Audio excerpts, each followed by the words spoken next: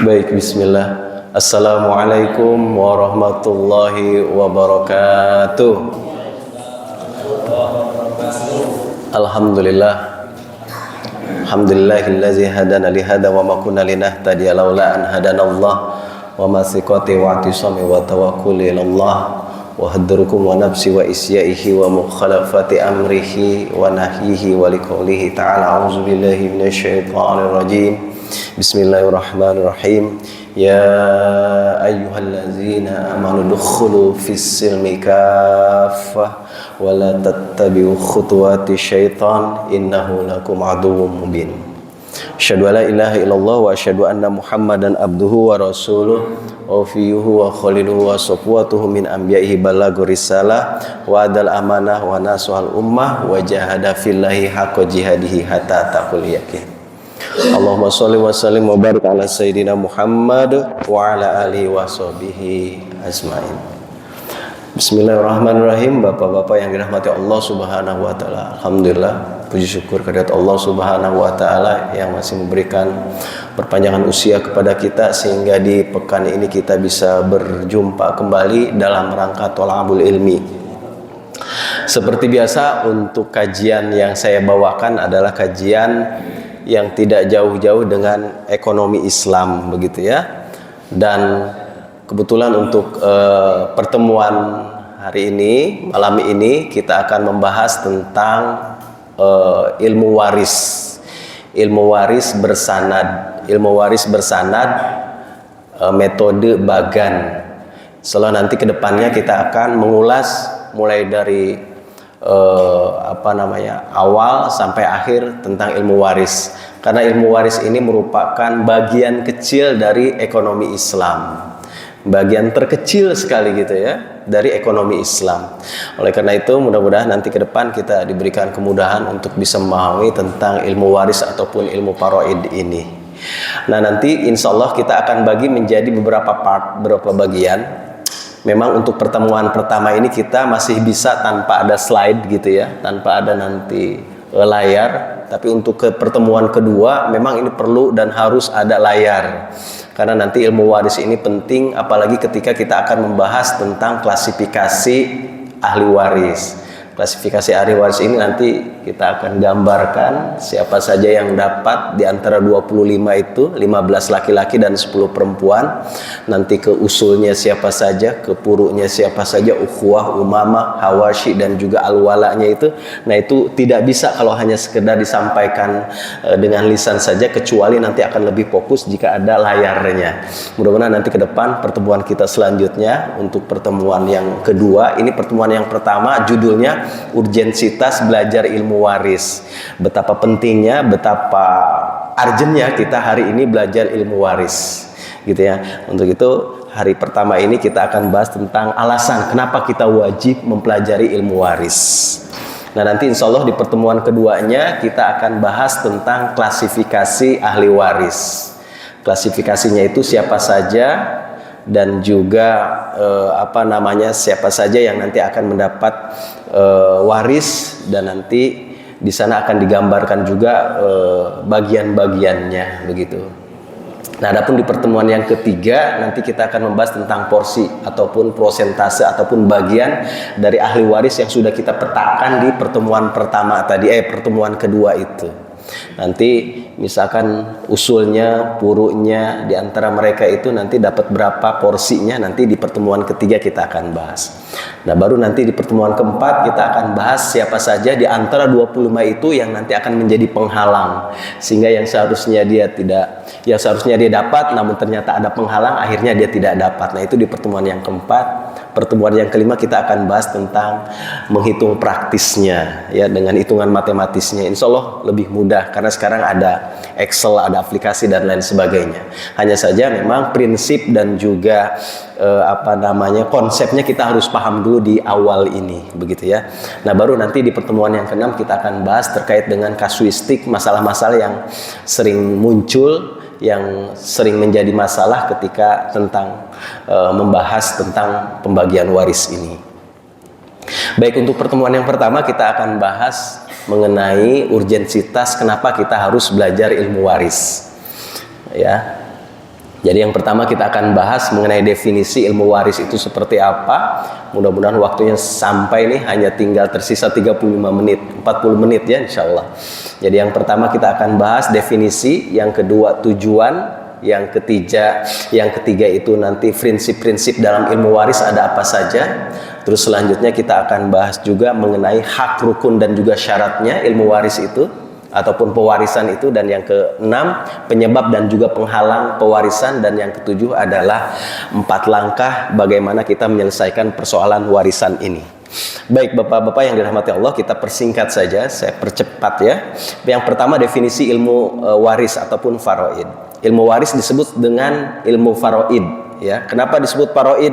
Karena secara bahasa faraid itu artinya wajib ataupun sesuatu yang sudah ditentukan atau sesuatu yang diharuskan, faraid itu ya secara bahasa. Adapun secara istilah ilmu faraid itu adalah ilmu yang membahas tentang tata cara pembagian harta warisan terhadap ahli waris yang berhak menerima harta waris tersebut. Jadi kalau kita berbicara tentang faraid ya sudah berarti itu mengajarkan tentang ilmu bagi waris. Nah itu definisinya. Kita percepat saja. Tujuannya apa? Ya tujuannya karena tadi definisi tadi itu, yakni tujuannya untuk menyampaikan bagian harta warisan yang ditentukan oleh Allah Subhanahu wa taala kepada orang yang berhak menerima warisan sesuai dengan haknya masing-masing, dan dalam rangka untuk menghindari kezaliman dan juga ketidakadilan dalam pembagian harta waris.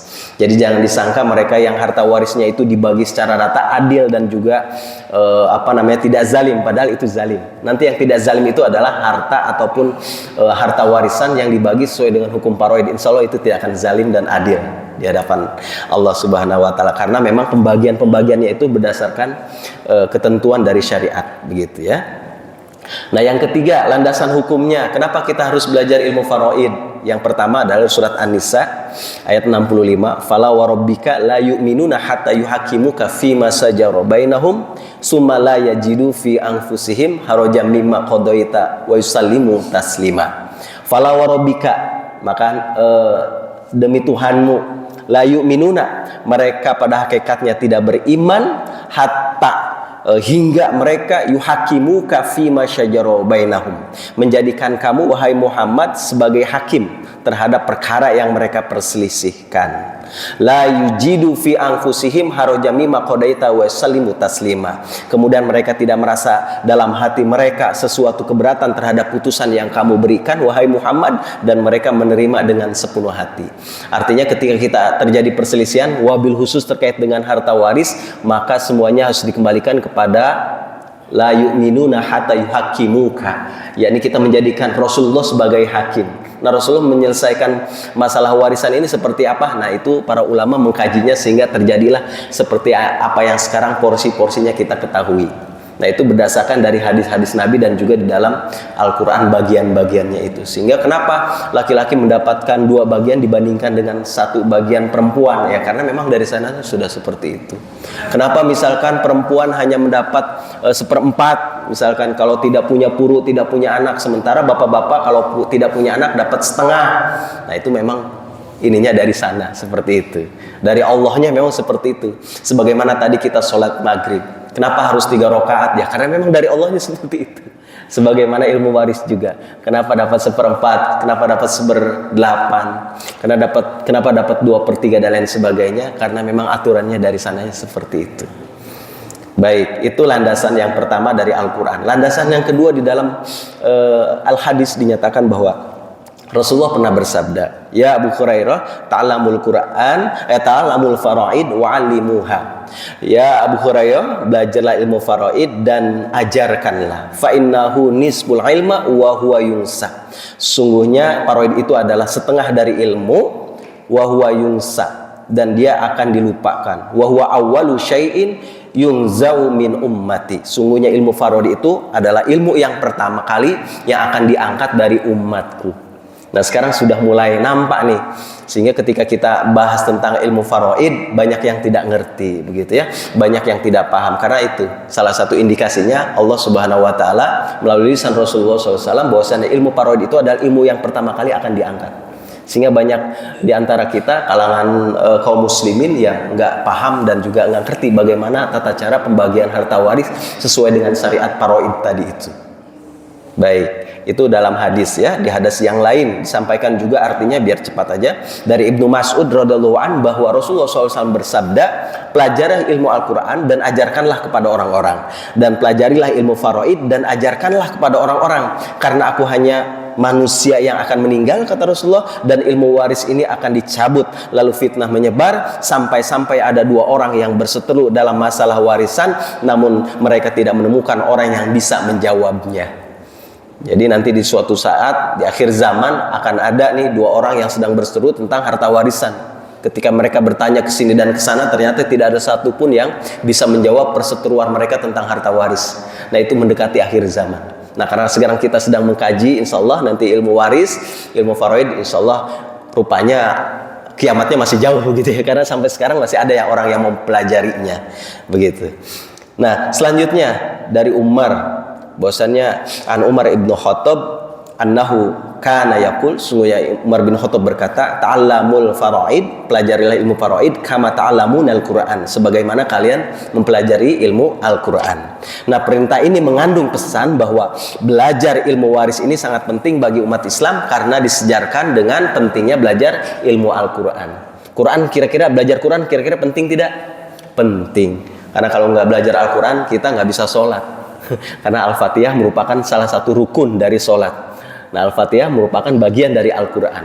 Nah, makanya oleh Sayyidina Umar, sebagaimana Rasulullah sampaikan juga, pelajarilah Al-Quran, pelajarilah faraid sebagaimana kalian pelajari Al-Quran. Karena disejarkan dengan Al-Quran, maka ilmu faraid ini juga dianggap sesuatu yang penting. Baik, selanjutnya ada 3 prinsip dalam ilmu waris. Prinsip yang pertama adalah prinsip syar'i. Apa itu prinsip syar'i? Artinya adalah Allah Subhanahu wa taala telah mewajibkan setiap muslim untuk terikat dengan hukum syara dalam setiap aspek kehidupan. Jadi intinya ketika kita mengaku sebagai seorang muslim, maka kita harus terikat dengan hukum syariah Islam. Hukum Islam yang telah Allah tetapkan. Salah satunya apa? Tentang pembagian ilmu waris. Nah, ilmu waris ini bagian dari syariat. Maka ketika ada seorang yang meninggal, maka harta dari orang yang meninggal itu harus dibagi sesuai dengan ilmu faraid. Nah, itu adalah salah satu konsekuensi keterikatan kita terhadap syariatnya Allah Subhanahu wa taala. Allah juga memerintahkan untuk mengambil apa yang dibawa oleh Rasulullah dan meninggalkan segala yang beliau larang. Artinya apa? Allah sudah menjelaskan di dalam Al-Quran, penjelasan lebih rincinya disampaikan oleh Rasulullah SAW. Nah, di situ juga kita dituntut untuk terikat terhadap apa yang diperintahkan oleh Rasulullah, dan juga kita dituntut untuk meninggalkan apa yang dilarang oleh Rasulullah. Termasuk juga kewajiban menjalankan ketentuan faraid ini. Nah, ketika membagi warisan tidak sesuai dengan ketentuan syariah, maka merupakan kemaksiatan. Pelakunya berdosa dan di akhirat akan diazab di neraka. Sebaliknya, ketika harta warisan itu dibagi sesuai dengan ketentuan syariah, maka ia akan mendapatkan pahala dari Allah Subhanahu wa taala. Makanya penting nih kita belajar waris ini. Gitu ya, karena agar apa? Agar kita mendapat pahala dari Allah, agar kita terhindar dari azab Allah. Karena ketika ada yang meninggal, rupanya kita nggak bagi sesuai dengan hukum faraid, langsung dibagi rata. Nah, ini berdosa di hadapan Allah. Bagi rata boleh, hanya saja harus diatur dulu, harus dibagi dulu sesuai dengan ilmu faraid. Baik, yang kedua, prinsip kesegeraan. Maksudnya apa? Pembagian harta waris ini harus disegerakan, lebih cepat lebih baik. Kata orang Banten, as soon as possible. Lebih cepat lebih baik. Tentu harus dihitung dulu sesuai dengan perhitungan pengeluaran yang disyariatkan. Pertama, yakni untuk pengurusan jenazah, itu boleh mengambil dari harta waris. Yang kedua, ketika si mayit ini masih punya utang zakat, masih punya utang piutang, maka itu boleh diambil dari harta waris. Dan yang ketiga, ketika si mayit ini, al-muwaris ini masih punya tunggakan ataupun utang zakat yang belum sempat terbayarkan, maka diambil dari harta waris. Dan yang keempat adalah ketika si mayit ini punya wasiat. Nah, wasiat ini harus ditunaikan. Jika berkaitan dengan finansial, maka bisa diambil dari harta waris. Selain daripada yang 4 itu, maka tidak boleh diambil dari harta waris. Baik, nah makanya harus disegerakan. Setelah 4 itu selesai, maka mumpung selagi masih kumpul di antara keluarga itu, segera diatur tentang porsi-porsi pembagian harta warisnya di antara para ahli waris. Begitu. Nah, pertimbangan kedua kenapa harus disegerakan? Karena dalam harta waris itu ada hak ahli waris yang lain. Menunda orang yang memiliki hak untuk mendapatkan haknya adalah kezaliman. Karena kondisi setiap ahli waris pasti berbeda. Ada yang sedang diuji dengan kekurangan harta sehingga ia sangat memerlukan harta waris itu untuk mencukupi kebutuhannya. Jadi kalau misalkan harta waris ini pembagiannya ditunda-tunda karena boleh jadi di antara ahli waris itu ada yang membutuhkan gitu ya, membutuhkan harta, salah satunya dari pembagian harta waris itu, maka ketika ditunda-tunda ya berarti kita menghalangi hak dari orang yang seharusnya mendapatkan hak. Nah, maka ketika menghalangi, menunda-nunda, berarti itu sebuah kezaliman.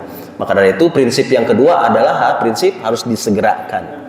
Ya, jangan ditunda-tunda, apalagi sampai berpuluh-puluh tahun. Nah, biasanya anak yang paling gede ini gitu ya, menunda-nunda. Jangan, apalagi ini rumah kenang-kenangan orang tua dan lain sebagainya. Tidak. Ketika sudah ada yang meninggal, saat itu juga mungkin setelah pengurusan jenazah, setelah yang 4 tadi itu selesai, langsung selagi ada kumpul para ahli waris, segera saat itu juga langsung dibagi. Gitu. Yang penting ketemu dulu angkanya. Perkara nanti kapan akan dibagi secara realnya, karena kan mungkin jual tanah, jual rumah itu tidak mudah. Nah, itu tinggal menunggu waktu. Yang penting masing-masing itu dapat porsinya, dapat bagian-bagiannya. Para ahli waris sudah mengetahui. Begitu. Itu prinsip kesegeraan yang dimaksud. Nah, prinsip yang ketiga yakni prinsip akurasi. Apa itu prinsip akurasi? Yakni pertama mengedepankan akurasi dari aset yang ditinggalkan oleh si mayit. Misalkan si mayit harus jelas nih antara harta istri mana, harta milik suami mana. Makanya dari sekarang kita harus tentukan. Kalau misalkan rumah ini milik bersama, istri kita juga kebetulan bekerja begitu kan. Nah, berarti ini rumah milik bersama. Biar gampang gimana caranya? Ya sudah, bagi 2 saja.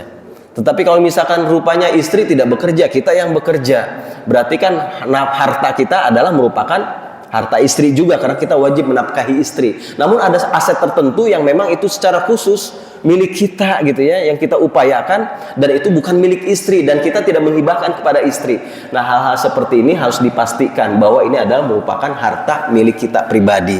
Nah, dari milik kita pribadi itulah yang nanti harta waris itu akan dibagi. Jangan dicampur dengan harta milik istri, karena boleh jadi ketika menikah dengan kita, istri juga bawa hartanya sendiri. Karena misalkan berasal dari orang kaya dan lain sebagainya, atau minimal istri punya harta yang ketika nikah dia pasti mutlak memiliki itu, apa? Harta mahar gitu ya. Nah, harta mahar itu nggak boleh kita jadikan sebagai harta waris dari si suami ketika suami meninggal. Itu mutlak punya istri. Kecuali memang istri sudah menghibahkan, mensodakohkan, yuk kita bagi rata-rata, kita bagi sama-sama saja, misalkan harta mahar yang sudah dapat, walaupun itu sebenarnya hak istri.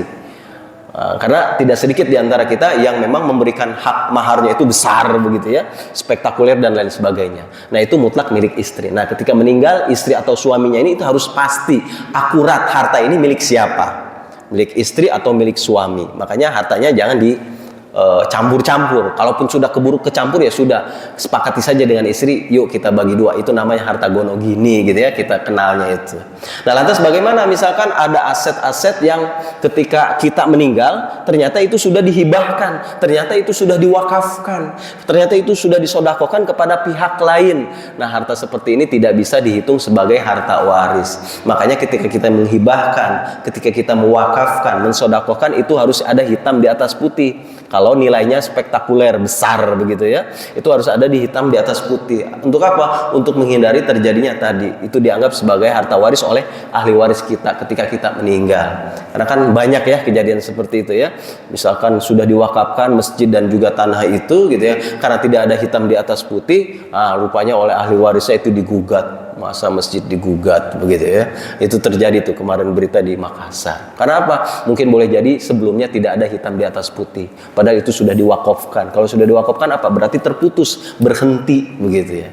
Nah, ini yang disebut sebagai aspek ataupun prinsip akurasi. Jadi harta yang ditinggalkan oleh si ahli waris, oleh si mayit al-muwaris ini harus akurat. Hartanya itu benar-benar milik si al-muwaris atau si mayit.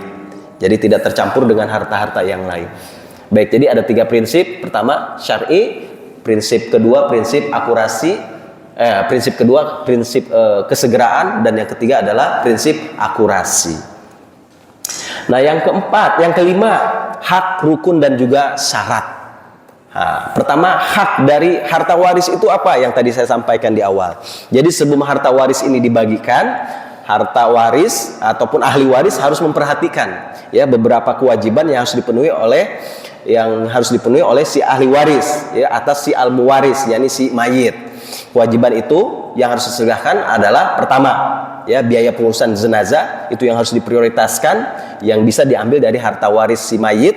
Dan yang kedua adalah melunasi hutang-hutang si mayit, atau mungkin ada piutang, berarti piutang ada uang masuk, nah itu juga disegerakan, diselesaikan. Kalau utang berarti kita harus bayar ke orang, kalau piutang berarti orang harus bayar ke kita. Nah itu juga harus di-clearkan ya, dideteksi ataupun dicatat sedemikian rupa sehingga itu terkategori sebagai harta peninggalan dari al-muwaris ataupun si mayit. Dan yang ketiga adalah zakat yang belum sempat terbayarkan, yang belum sempat tertunaikan. Dan yang keempat adalah wasiat, gitu ya, wasiat dari si al-muwaris atau si mayit ini. Tentu wasiat yang berkaitan dengan harta adalah wasiat yang tidak untuk si ahli waris, namun untuk pihak lain. Nah ini harus disegerakan, harus diselesaikan. Misalkan bapak kita sebelum meninggal berwasiat punya tanah di mana begitu kan.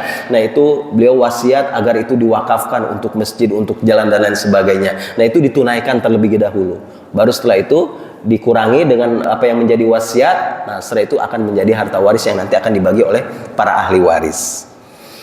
Nah yang selanjutnya adalah rukunnya. Rukunnya itu dalam harta warisan itu ada 3. Yang pertama ada al-muwaris, yakni orang yang meninggal ya, si mayit namanya al-muwaris. Dan yang kedua adalah ahli waris, yakni orang yang ditinggalkan oleh si mayit, sebut ahli waris. Ahli waris ada 25, ada 15 dari pihak laki-laki ataupun dari laki-laki, dan ada 10 dari perempuan, totalnya 25. Tapi dari 25 itu tidak semuanya dapat. Nanti ada al-hizbu namanya, ada penghalang. Nah nanti kita akan bahas di pertemuan yang keempat, al-hizbu, gitu ya. Nah jadi yang kedua ada ahli waris, al-waris. Dan yang ketiga adalah al-mauruts. Apa al-mauruts? Al-mauruts itu berarti harta warisnya. Jadi ada ahli warisnya, ada al-muwarisnya, ya tentu harus ada hartanya. Kalau salah satu di antara 3 itu tidak terpenuhi, berarti ya tidak terpenuhi ya pembagian warisnya, gitu ya. Baik, itu rukunnya. Bagaimana dengan syaratnya?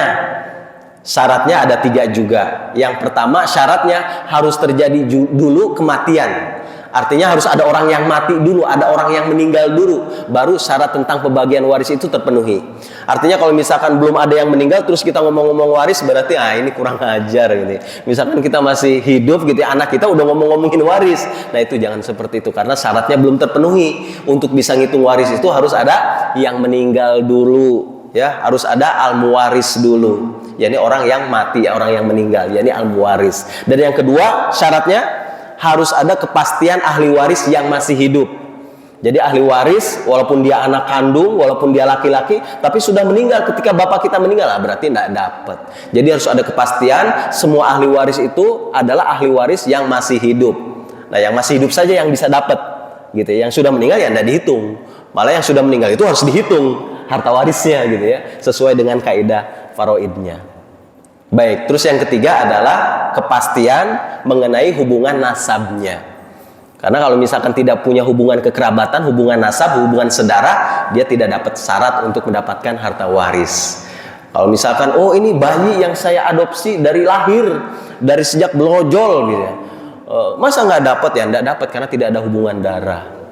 Gitu ya, kecuali misalkan yang kita adopsinya itu, yang kita asuhnya itu, yang kita ambil bayinya itu, yang kita adopsi itu misalkan dari anak saudara kita, nah itu nanti dapat tuh, berarti masuknya ke keponakan gitu dan lain sebagainya. Nanti kita di bagannya itu akan ada gitu ya. Tapi kalau misalkan tidak ada hubungan darah sama sekali, tapi itu kita ambil, kita adopsi sejak kecil, ya tetap tidak dapat. Gitu ya.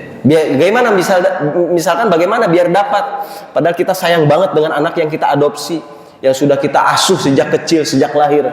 Nah mungkin nomor 4 poin yang tadi itu hak yang bisa kita gunakan, yakni hak wasiat. Misalkan kita berwasiat kepada anak yang kita adopsi, ya nanti kalau misalkan bapak meninggal, untuk si anak yang bapak adopsi ini sekian dan sekian. Hanya saja untuk wasiat tidak boleh lebih dari 1/3 dari total harta waris. Misalkan harta warisnya 1 miliar, berarti sepertiga 1 miliar dibagi 3. Nah, berarti anak yang kita adopsi, yang nanti kita akan memberikan wasiat untuknya ketika kita mau haibahkan, memberikan sodakohkan dan lain sebagainya, maka tidak boleh lebih dari sepertiga. 1 miliar bagi 3 berarti 333 juta sekian lah ya, 300 juta, 33 juta, 333 sekian. Berarti tidak boleh dari sepertiganya gitu ya. Kalau kita mau pakai wasiat. Baik, itu sudah ya, haknya apa, rukunnya apa, syaratnya apa, sudah kita bahas. Dan yang selanjutnya berkejar dengan waktu, tinggal 15 menit. Selanjutnya penyebab dan juga penghalang pewarisan. Apa yang bisa menyebabkan seseorang bisa menjadi ahli waris? Ada 3. Ya, yang pertama karena hubungan nasab. Ya, karena hubungan darah. Ya, ini sebagaimana dalam surat Al-Ahzab disampaikan bahwa wa ulul arham ba'duhum aula bi ba'din fi kitabillah. Dan orang-orang yang mempunyai hubungan darah satu sama lain itu lebih berhak saling mewarisi di dalam kitabillah ataupun di dalam Al-Qur'an. Begitu juga dalam surat An-Nisa disampaikan bahwa ar-rijalu nasibum mimma tarakal walidan wal aqrabun wa nisa'i nasibum mimma tarak. Jadi bagi orang laki-laki ada hak bagian dari harta peninggalan ibu, bapak, dan kerabatnya. Dan bagi orang wanita juga ada hak bagian dari harta peninggalan ibu, bapak, dan juga kerabatnya, baik sedikit maupun banyak menurut bagian yang telah ditetapkan. Bagian yang telah ditetapkan ada di dalam ayat-ayat dan juga hadis yang lain. Banyak, itu tebal ini pembagian. Tapi para ahli, para ulama sudah mengklasifikasi, kita tinggal menerapkan saja. Ibu dapat sekian, bapak dapat sekian, kakek kalau masih hidup dapat sekian, anak dapat sekian, anak laki-laki, anak perempuan dapat sekian, cucu laki-laki dapat sekian, dan lain sebagainya. Itu para ulama sudah mengklasifikasi berdasarkan Al-Quran dan juga hadis yang begitu banyak itu. Nah, itu dikodifikasi oleh para ulama. Ya, nanti kita akan bahas selanjutnya. Nah, itu yang pertama, agar seorang bisa mendapatkan pewarisan harus ada hubungan darah, hubungan kekerabatan. Selain daripada itu tidak dapat. Yang kedua, harus ada hubungan pernikahan. Jadi kalau misalkan kita nikah dengan istri, berarti istri ketika kita meninggal dapat harta waris dari kita, dari harta kita yang kita tinggalkan. Begitu juga sebaliknya, kalau kita masih menikah dengan istri belum cerai, ketika istri meninggal, nah kita juga dapat harta peninggalan dari istri kita. Berapa suami dapat dari peninggalan istri? Seperempat kalau tidak punya furu, kalau tidak punya anak, gitu ya. 1/8 kalau punya anak, gitu ya. Begitu juga ketika kita meninggal, gitu ya. Oh maaf, 1/2 kalau misalkan tidak punya anak, ya. 1/4 kalau misalkan punya anak, punya furu. Begitu juga sebaliknya, kalau kita meninggal istri kita juga dapat. Jadi tidak serta-merta selama ini kan mungkin kita berpemahaman hanya anak saja yang dapat, padahal istri juga berhak mendapatkan harta waris ketika kita meninggal. Ya, yakni 1/4 ketika tidak punya anak, 1/8 ketika punya anak. Nanti itu penjelasannya di pertemuan ketiga, ya, tentang porsi ataupun bagian dari ahli waris. Baik, itu. Jadi harus ada hubungan pernikahan. Kalau nggak pernah nikah dengan kita, nggak bisa. Makanya nanti karena ada hubungan pernikahan, ada saudara sekandung, ada saudara sebapak, ada saudara seibu. Nah, itu nanti di pertemuan kedua kita akan bahas. Intinya harus ada hubungan pernikahan. Setelah tadi hubungan apa? Yang pertama hubungan kekerabatan. Hubungan yang kedua hubungan yang pernikahan. Dan sebab mendapatkan pewarisan yang ketiga adalah memerdekakan hamba sahaya ataupun memerdekakan budak. Kata Rasulullah, innamal wala'u liman a'taqa. Kata Rasulullah, sesungguhnya al-wala itu adalah milik yang memerdekakan budak. Jadi kalau misalkan kita budak gitu ya, terus budak kita meninggal, nah berarti kan dia meninggalkan harta waris. Nah, kita yang sudah memerdekakan budak kita itu, nah kita mendapatkan harta waris walaupun budak itu bukan sedarah dengan kita, bukan pernah nikah dengan kita, tetapi itu murti budak, hamba sahaya. Nah, hamba saya ini siapa? Hamba saya salah satunya ketika misalkan ada Darul Islam dan Darul Kufur. Darul Islam itu daulah Islam, daulah khilafah, misalkan tegak di Indonesia, misalkan terus Amerikanya masih menjadi daulah kufur. Nah, ketika daulah Islam yang ada di Indonesia ingin memputuhat, menaklukkan Amerika, kan itu pasti ada perseteruan, pertempuran antara tentara Darul Islam dan Darul Kufur, misalkan di Amerika. Nah, tentara-tentaranya itu yang kalah perang karena ditaklukkan oleh tentara Darul Islam yang ada di Indonesia, maka tentara-tentara yang kalah perang itu bisa menjadi budak kita, budak dari tentara yang menang berperang tadi itu. Nah, di sini ketika kita membebaskan mereka, budak yang kita tawan itu ataupun tentara yang kita tawan, yang kita jadikan budak, lalu kita merdekakan, terus si budak ini meninggal, maka kita dapat hartanya. Jadi yang ketiga, sebab pewarisan itu yang ketiga adalah al-wala, membebaskan budak. Baik, itu yang ketiga. Yang selanjutnya, penyebab, penghalang. Kalau tadi penyebab untuk mendapatkan, sekarang yang menjadi penghalang, yang membuat dia tidak mendapatkan harta waris. Yang pertama adalah karena pembunuhan. Karena murtad. Murtad, beda agama. La yarisul muslimul kafiro walal kafirul muslimah. Ya, kata Rasulullah, seorang muslim itu tidak mewarisi orang kafir dan orang kafir tidak mewarisi orang muslim. Jadi kalau misalkan ada anak seseorang, bapaknya muslim, lalu anaknya tadinya muslim terus jadi murtad, jadi kafir. Nah, anaknya ini ketika dia kafir, murtad, dia tidak dapat warisan dari bapaknya. Begitu. Ya, itu yang pertama, sebab tidak mendapatkan ataupun penghalang tidak mendapatkan harta waris yang pertama. Yang kedua, karena apa? Pembunuhan. Misalkan ada seseorang punya anak, anaknya itu misalkan laki-laki, karena suatu perseteruan dan lain sebagainya, dia membunuh bapaknya. Nah, bapaknya otomatis kan meninggal.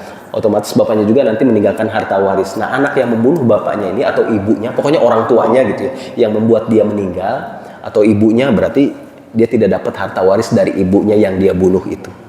Gitu.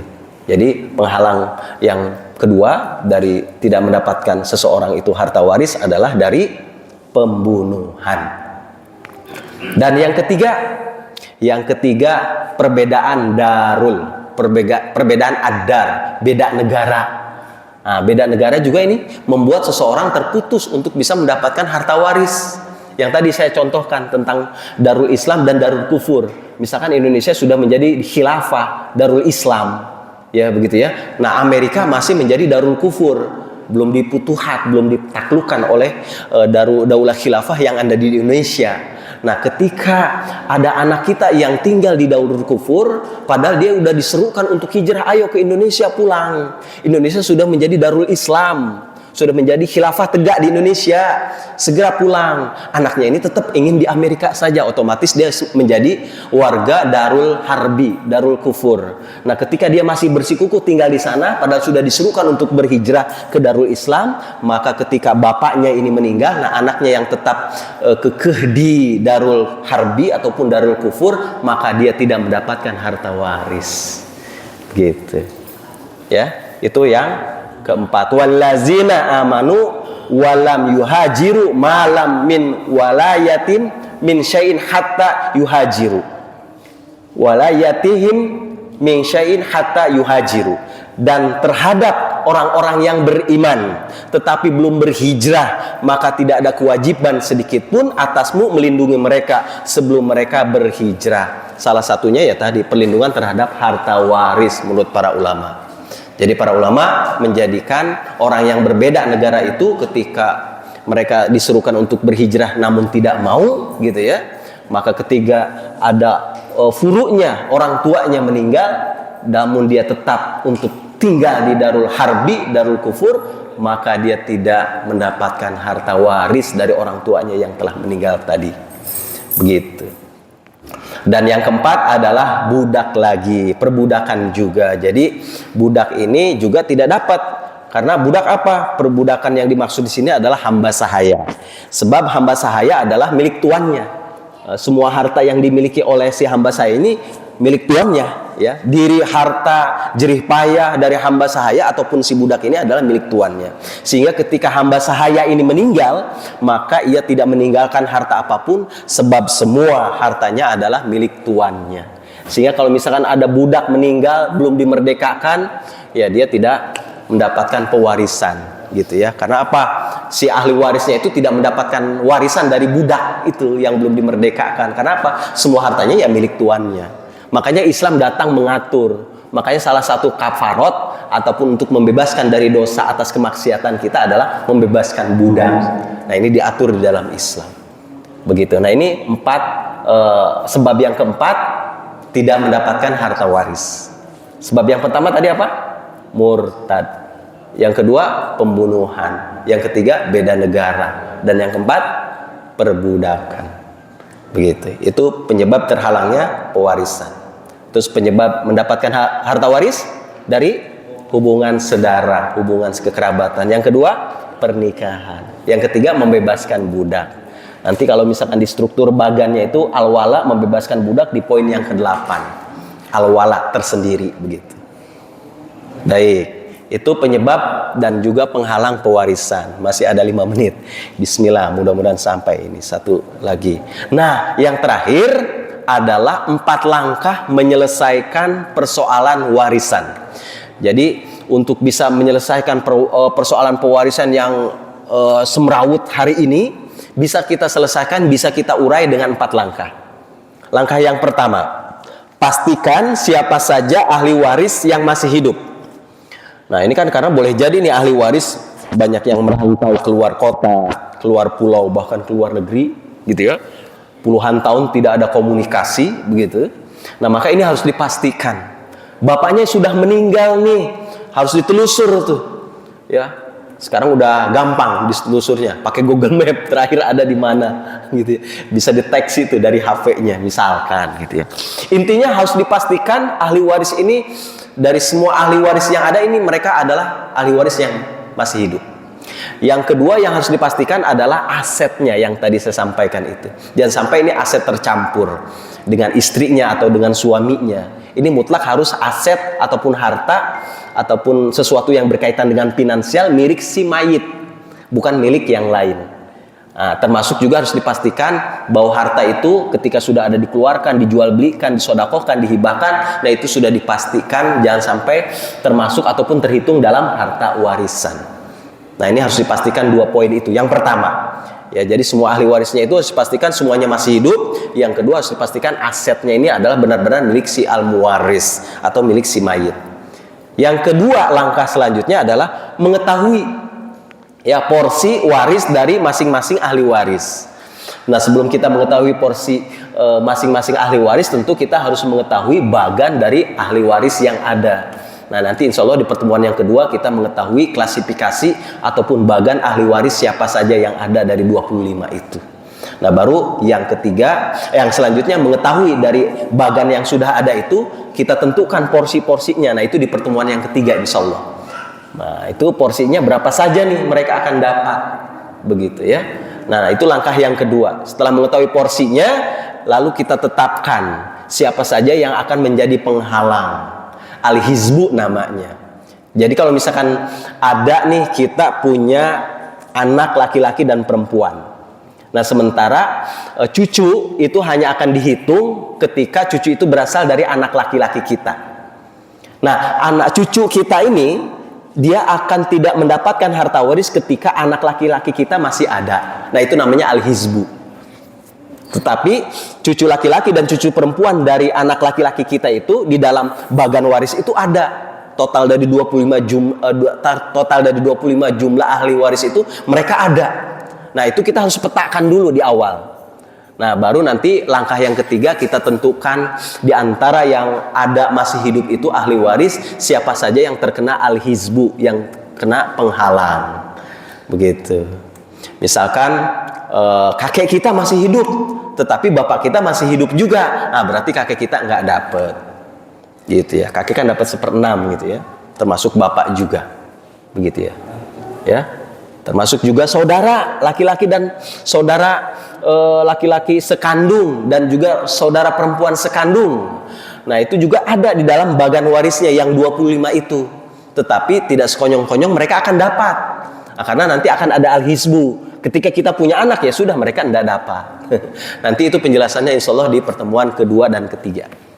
Keempat, al-hizbu itu maaf, pertemuan keempat. Begitu. Nah, itu langkah yang ketiga. Lalu langkah yang keempat adalah menghitung pembagian waris secara matematis. nanti ada aslul mas'alah, ada majmu' as-siham, lalu nanti dari majmu' as-siham itu dikali dengan harta warisnya, ketemu nanti totalnya. Jadi seperti itu. Jadi 4 langkah menyelesaikan permasalahan pewarisan. Yang pertama, pastikan semuanya masih hidup ahli waris, dan juga pastikan asetnya itu ada milik si mayit, si al-muwaris. Dan yang kedua, tentukan porsinya masing-masing dari semua ahli waris yang ada. Dan yang ketiga, menetapkan siapa saja yang nanti akan terkena penghalang ataupun terkena hijab al-hizbu. Dan yang keempat, baru setelah itu hitung sesuai matematik dari ilmu faraid yang nanti kita akan pelajari. Jadi begitu, menyelesaikan 4 langkah menyelesaikan persoalan tentang pewarisan. Mungkin itu yang bisa saya sampaikan sebagai pengantar. Mungkin masih ada waktu berapa menit ini? 5 menit. Silakan kalau ada yang mau ingin ditanyakan, saya persilahkan. Siap. Kalau penerima waris itu meninggal, ya, wanita, dia punya anak laki-laki.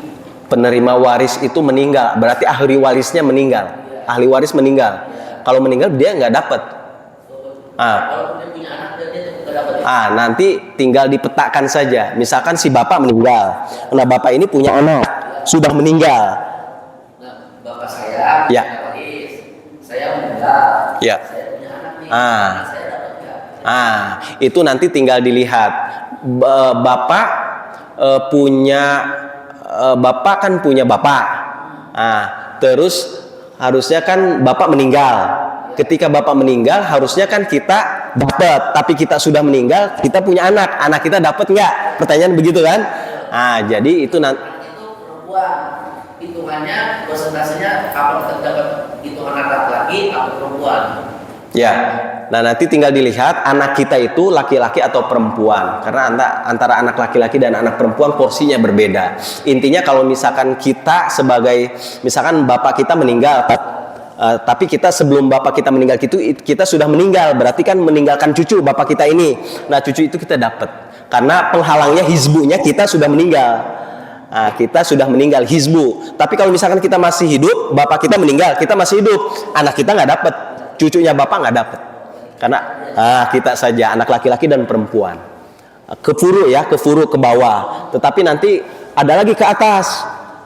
Misalkan bapak kita meninggal, kita sebagai anaknya bapak kita meninggal. Nah, bapak kita dicek dulu, bapaknya bapak kita atau kakek kita masih ada enggak gitu ya. Nah, kalau masih ada bapak kita juga kakek kita juga dapat. 1/6 namanya. Tapi nanti itu kita akan bahas di pertemuan kedua dan ketiga. Tapi intinya tadi dapat. Anak bapak dapat karena bapak udah meninggal duluan. Hizbunya berarti kan sudah meninggal. Tapi kalau misalkan bapak masih hidup, bapak punya bapak berarti kayaknya anak kita nggak dapat. Kita bapak yang dapat. Gitu. Baik. Ada lagi? Siap. Meninggal ya. Meninggal masih punya hutang kan ambil dari harta waris. Itu nggak mencukupin defisit. Ya. Kalau dia punya anak, ya. itu gimana? Itu para ahli waris yang ada berkewajiban untuk melunasi hutang-hutangnya. Jadi jangan pengen enaknya doang dapat harta warisan, tapi nggak mau menanggung hutang-hutang yang dipunya oleh si al-muwaris atau si mayit. Jadi tanggung jawab para ahli waris, gitu. Nah itu sama. Kalau warisannya sudah habis, dapat nggak anaknya itu kan udah nggak warisan kan? Gimana nggak dapat? Sementara hartanya udah habis untuk bayar hutang. Nggak dapat berarti nggak ada harta yang bisa didapat. Nggak ada harta yang bisa dibagi. Berarti syarat berarti rukunnya rukunnya yang ketiga, rukunnya ini berarti al-mauruts namanya, al-mauruts. Al-mauruts itu berarti harta waris. Harta warisnya nggak ada berarti rukunnya nggak terpenuhi gitu ya. Rukunnya tidak terpenuhi berarti nggak terlaksana pembagian warisnya, malah dia meninggalkan hutang. Nah, hutangnya siapa yang tanggung? Ya sudah dihitung lagi tuh sesuai porsinya, gitu ya. Sesuai porsinya siapa yang nanti akan mendapatkan harta waris. Nah, yang seharusnya dia dapat harta waris, nah sekarang dia harus berkewajiban membayar hutang si mayit. Atau ternyata misalkan ada salah seorang di antara ahli waris itu kaya, ya sudah semua hutang bapak ini saya yang tanggung. Berarti kebaikan di atas kebaikan, gitu. Suami istri. Ya. Suami istri, suaminya meninggal. Punya anak perempuan 2. Nah, istri tetap dapat. Istri dapat 1/8 karena punya anak. Gitu. Istri dapat 1/8. Nanti itu di pertemuan ketiga. Istri dapat karena suami yang meninggal, istri dapat hak. Anak ya tetap dapat. Itu semuanya nanti jatuh ke anak. Nah, nanti si suami ini yang meninggal dilihat masih punya bapak enggak gitu ya. Kalau masih punya bapak, ternyata bapaknya udah meninggal, kakeknya masih ada, kakeknya dapat. Begitu. Adiknya karena dia punya anak nggak dapat, karena itu menjadi hizbu. Nah, itu nanti pertemuan keempat. Ke atas, ke bawah dulu, ke atas, baru nanti ke samping. Anak dan cucu. Nah, itu furu. Siap. Kalau ke atas berarti bapak dan kakek dan seterusnya. Karena ada juga buyut masih hidup, tapi jarang gitu ya. Paman itu nanti masuk dari al-umumah namanya. Al-umumah, jadi ke samping tapi di atas. Ke samping misalkan saudara sekandung, saudara sebapak, samping kiri berarti saudara si ibu. Nah, nanti dari jalur bapak kita itu berarti kan kita nih sebagai si mayit, bapak kita nanti punya paman sekandung, punya paman sebapak. Nah, itu mereka dapat juga. Tapi nanti dilihat nanti dapat al-hizbu enggak? Ada al-hizbu enggak? Walaupun dia masuk ke dalam bagan waris, dilihat al-hizbunya. Al-hizbu kita bahas di pertemuan keempat. Nominalnya nanti pertemuan kelima. Iya. Tapi insya Allah dipermudah karena dengan metode bagan ini semakin mudah. Dulu kalau di pondok itu, itu mumet itu nggak ngerti saya ngedok. Tapi alhamdulillah dengan metode bagan ini sudah ada Excel, sudah ada aplikasinya, itu lebih memudahkan kita insya Allah. Baik, karena sudah waktunya habis. Waktunya sudah habis, kita akhiri saja. Terima kasih atas segala perhatiannya. Mohon maaf atas segala kekurangan dan juga kesalahan kata jika ada.